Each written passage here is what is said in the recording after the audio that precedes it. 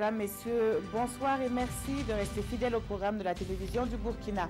Au menu de ce flash d'information, la 5e édition du Salon international du textile africain. Il a ouvert ses portes ce mercredi à Ouagadougou et pense à l'avenir du peigne africain. Un avenir radieux selon les organisateurs de ce rendez-vous au regard du potentiel socio-économique de la filière. La 5e édition du CITA offre également une part belle à l'environnement dont la préservation est un défi pour la production, la promotion et la survie du textile africain.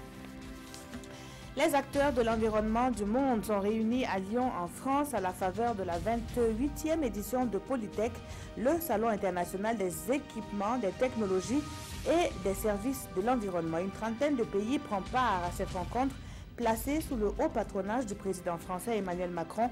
Le Burkina Faso y est représenté par une délégation conduite par le ministre en charge de l'environnement.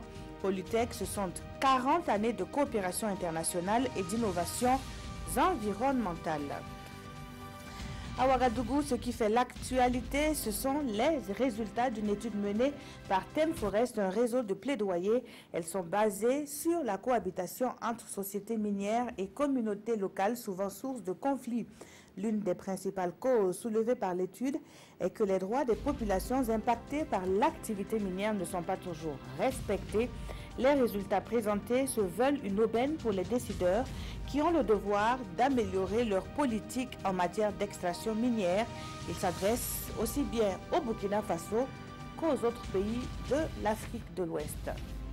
Et en attendant la tenue imminente des 13e journées nationales du refus de la corruption, le RENLAC dévoile un pan de son enquête menée sur la corruption dans le secteur de la santé au Burkina.